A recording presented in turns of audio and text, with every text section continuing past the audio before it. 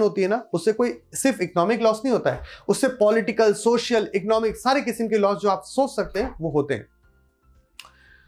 आपने देखा कि श्रीलंका में हथियार उठाने का क्या नतीजा हुआ। प्रॉब्लम वहां भी थी, प्रॉब्लम बेल्जियम में भी थी, प्रॉब्लम दोनों कम्युनिटीज में थी पावर शेयरिंग को लेके। बट बेल्जियम में लोग क्या करते हैं, उनको समझ में आता है, क्योंकि वो लोग काफी ज्यादा हम ये कह सकते हैं कि यूरोपियन हमसे आगे तो रहे ही हैं, एटलीस्ट पास्ट में तो रही हैं। दे वेरी वेल नो कि उसका एक लड़ाई का कॉन्सिक्वेंस क्या होते हैं, क्या रिपरकशंस होते हैं। तो उन्होंने क्या किया, उन्होंने ये वाला रास्ता जो श्रीलंका ने अपनाया था अपने लिए, वो तो बिल्कुल ही नहीं अपनाया। अब उन्होंने क्या अपनाया और उससे कितना फायदा होगा अब आप देखेंगे। आज भी आपको पता है कि बेल्जियम कितनी ज्यादा डेवलप्ड कंट्री है। अगर आज इन्होंने वैसा ही काम किया होता जैसे श्रीलंका ने किया है, तो आज इनकी ये हालत आप नहीं देखता है। तो क्या बोलते हैं, the Belgian leaders took a very different path, they recognise the existence of the regional differences and the cultural diversities. तो उन्होंने माना कि हाँ भाई, रीजनल डिफरेंसेस हैं और कल्चरल डाइवर्सिटीज हैं। 1970 और 1993 में उन्होंने अपने कॉन्स्टिट्यूशन को अमेंड किया 4 बार। 1960-70 में उनके बीच में प्रॉब्लम हुई थी, 1970 और 1993 के बीच में उन्होंने कॉन्स्टिट्यूशन को 4 बार अमेंड किया। किस लिए? कि ताकि वो रीअरेंज कर सके ऐसे तरीके से कि ताकि ये दोनों ही रीजन में रहने वाले, ये जो डच स्पीकिंग लोग हैं, फ्रेंच स्पीकिंग लोग हैं, इनफैक्ट जो जर्मन स्पीकिंग लोग हैं, उनको भी किसी भी किस्म की एलियनेशन जैसी फीलिंग ना हो। क्या किया इन्होंने क्या किया, यहां से देखते हैं। here are some elements of Belgian model। ये जो डॉटेड पॉइंट्स हैं, ये काफी इंपॉर्टेंट पॉइंट्स हैं। In fact if you become political scientist, आपको ये सारी चीजें पता होनी चाहिए कि बाकी देशों ने क्या किया, हिस्ट्री ने क्या किया, क्योंकि हिस्ट्री से ही फ्यूचर बनता है, हिस्ट्री से ही आगे की चीजें हम तय करते हैं। Constitution prescribes that the number of Dutch and French speaking ministers shall be equal in the central government. Some special laws require the support of majority members from each linguistic group। So पहले हम first point के first half को deal करते हैं। क्या बोल रहे हैं, यहां इंडिया में भी सेंट्रल गवर्नमेंट होती है, स्टेट गवर्नमेंट होती है। इन्होंने ये कहा कि जो सेंट्रल गवर्नमेंट होगी, of course governments are powerful, we know that, पूरा प्रॉब्लम ही इसी का है, गवर्नमेंट पावर का।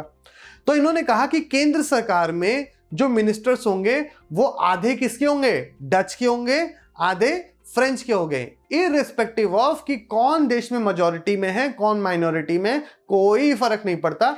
आधे कौन होंगे, फ्रेंच होंगे, आधे डच होंगे।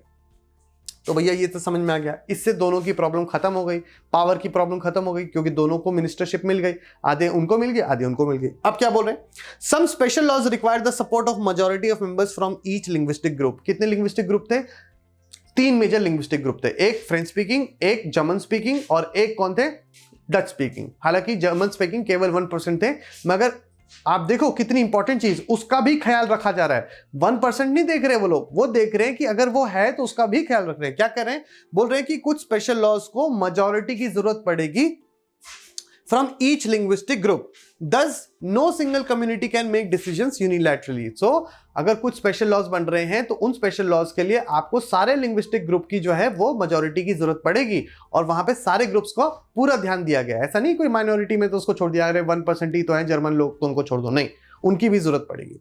Okay. Many powers of the central government have been given to the state governments of the 2 regions of the country. The state governments are not subordinate to the central government. Okay. Yes, India is a federal country.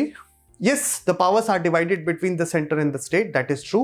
But अगर आप जब ध्यान से देखने की शुरू करोगे, हम आगे वाले चैप्टर्स में पढ़ेंगे, तब आपको समझ में आएगा कि सेंटर हमारे इंडिया में ज्यादा पावरफुल है और स्टेट कम पावरफुल है। बिल्कुल इसी तर्ज पे बेल्जियम का भी मॉडल काम कर रहा था, पर उन्होंने क्या किया कि 2 रीजनल गवर्नमेंट्स बना दी, और दोनों ही रीजनल गवर्नमेंट्स को उन्होंने क्या किया, रीजनल गवर्नमेंट्स को इक्वल पावर उन्होंने दे दी, और उन्होंने ये इंश्योर कर दिया कि जो स्टेट गवर्नमेंट्स हैं वो किसी भी हालत में सबऑर्डिनेट की तरह काम नहीं करेंगी टू द सेंट्रल गवर्नमेंट, मतलब दोनों इक्वल लेवल पे आ गए। ठीक है, तो क्या होता है, तो ये मान जाते हैं। तो Brussels has a separate government in which both the communities have equal representation. The French speaking people are accepted equal representation in Brussels because the Dutch speaking community has accepted equal representation in central government. अगर वो चाहते तो वो भी तो बोल सकते थे कि पूरे देश में तो हम मेजॉरिटी में, तो आप क्यों आएंगे इक्वल। तो उन्होंने वहां पर अगर माना तो यहां पर इन्होंने कॉम्प्रोमाइज कर दिया कैपिटल सिटी के अंदर। तो देखो इसी तरीके से जब हम सैक्रिफाइस करते हैं, कॉम्प्रोमाइज करते हैं, ये वर्ड बहुत बड़े हैं, क्योंकि इससे आगे चीजें बहुत आसान और अच्छी हो जाती है, स्मूथ हो जाती है। चौथा क्या किया उन्होंने कहा कि चलो सेंट्रल गवर्नमेंट बना दी, स्टेट गवर्नमेंट बना दी, ब्रुसेल्स में गवर्नमेंट बना दी, और क्या करना है, इन्होंने क्या किया, एक और थर्ड फॉर्म ऑफ गवर्नमेंट बनाया। कैसे? There is a third kind of government, this community government is elected by people belonging to one language community irrespective of wherever they were living. मतलब भाई डच स्पीकिंग वाले लोग थे तो उन्होंने Dutch speaking की कम्युनिटी गवर्नमेंट बनाई, एक जर्मन स्पीकिंग थी तो जर्मन स्पीकिंग गवर्नमेंट बनाई, तो उन्होंने क्या किया, ऐसे करके सरकार बनाई। तो Dutch, French and German speaking no matter where they live, तो कहीं पर भी लिव कर रहे हो, उन्होंने एक लैंग्वेज के बेसिस पे कम्युनिटी गवर्नमेंट बना दी। और इस गवर्नमेंट को क्या किया, वो सारी पावर दे दी जो कि कल्चरल, एजुकेशनल और लैंग्वेज रिलेटेड इश्यूज हैं, उससे रिलेटेड जो भी इश्यूज होंगे उस पर वो लोग अपने डिसीजंस लेंगे। You might find the Belgian model very complicated. हो रहा है ना, बहुत कॉम्प्लिकेशन किया, सेंटर पे भी बना दिया, स्टेट पे भी बना दिया, बेल्जियम की जो कैपिटल सिटी थी ब्रुसेल्स उसमें बना दिया, फिर तीसरी किस्म की भी एक गवर्नमेंट बना दी जहां पर लैंग्वेज के बेसिस के ऊपर सारी चीजें हो रही हैं। ये कॉम्प्लिकेटेड जरूर है, बट कॉम्प्लिकेटेड होने के बाद आप इसके रिजल्ट्स देखो, कितना प्रोग्रेस किया बेल्जियम ने।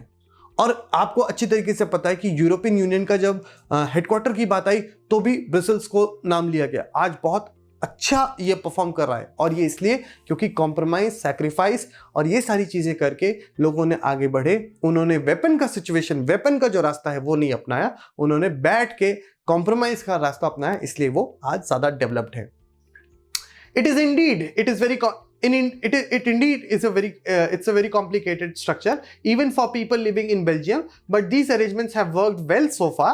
They help to avoid civic strife between the two major communities and a possible division of the country on linguistic lines. When many countries of Europe come together to form the European Union, Brussels was chosen as its headquarters. This is something that I've already told you. Yes, the structure is complicated, but so far the things have worked for them. And it is working for them because Belgium is one of the most developed nations of the world. All right.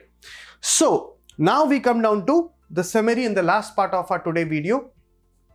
So what do we learn from these two stories of Belgium and Sri Lanka? Both are democracies, yet they dealt with the question of power sharing differently. So both were democracies, but the way they dealt with their situation was very different from each other.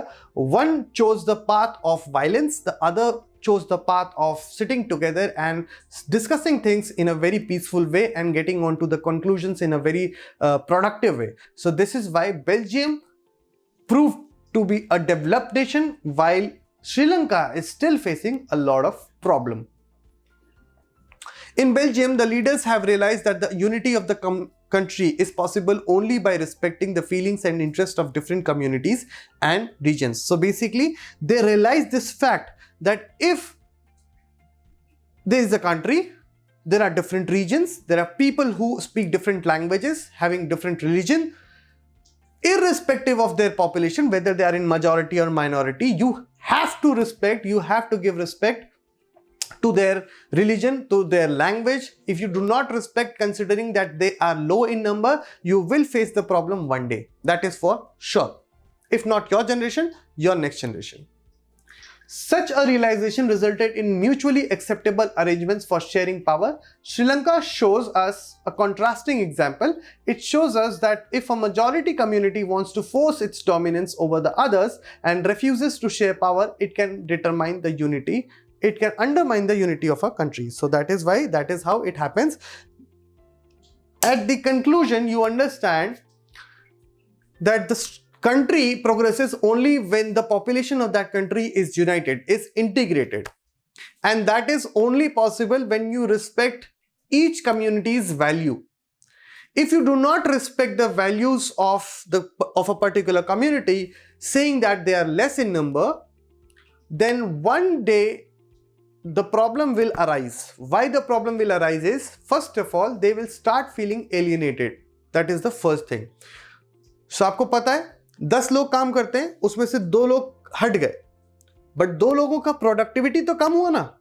दूसरी बात, सिर्फ यहां productivity की बात नहीं है, फिर वो 2 लोग धीरे धीरे करके क्या करेंगे, they will start using the different model, मतलब वायलेंस का मॉडल वो चूज करेंगे, जिससे क्या होगा, दोनों देशों, मतलब देश के अंदर 2 कम्युनिटीज या 3 कम्युनिटीज के बीच में प्रॉब्लम शुरू होगी, जिससे देश के रिसोर्सेज जो कि हम प्रोडक्टिव फॉर्म में यूज कर सकते थे, now they will be used to buy weapons and to do all such sort of unproductive things which will lead to the retardation in economic growth, political growth, social growth of a nation. So I hope you have understood the chapter very well, or we will be coming with the second part of this chapter very soon. Till then, just keep enjoying, and thank you for watching the video.